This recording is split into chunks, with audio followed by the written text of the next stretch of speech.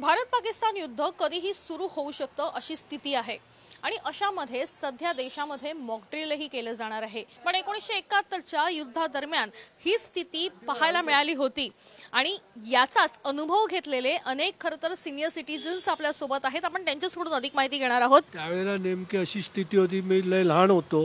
आमचे आई वडील लहानपणामध्ये सांगायचे घरातून बाहेर निघू नका आणि लाईट बंद ठेवायला सांगत होते।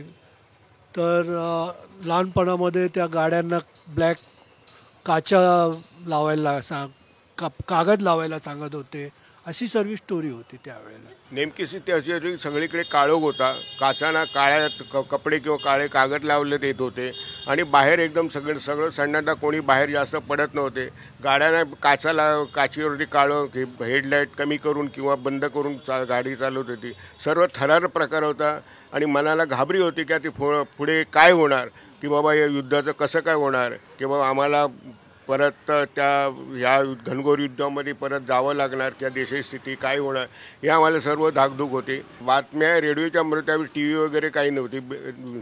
आपले या रेडिओचा होते त्या चॅनलवरून आम्ही ते ऐकत होतो आणि आकाशामध्ये लाल बॉम्बचे गोळे लाल कलरचे दिसत होते, लाल कलरचे गोळे दिसत होते। सगळीकडे काळोख पसरलेला होता आणि ज्या वेळेला सायरनचा आवाज यायचा वा वा वा, रात्रीच्या वेळेला 8 वाजता 9 वाजता निव्वळ काळोख व्हायचा आणि धडाधड लोकांचे दरवाजे बंद व्हायचे आणि लोक घरी मुलांना आपल्या दडवायचे, पलंगाखाली डब्यांच्या मागे असे दडवून ठेवायचे की सेफ्टी आहे म्हणून।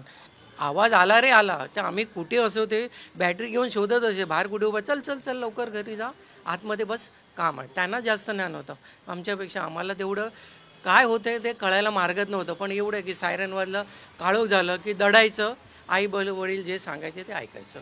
कॅमेरापर्सन रोहितसह वैदेही काणेकर, साम टीव्ही न्यूज, मुंबई। देश विदेशातील प्रत्येक घडामोडींचे लाईव्ह अपडेट मिळवण्यासाठी आता साम टीव्हीच्या सर्व सोशल मीडिया प्लॅटफॉर्मला लाईक, फॉलो आणि सबस्क्राईब करा। तसंच सर्व नोटिफिकेशनसाठी बेल आयकॉन प्रेस करायला विसरू नका।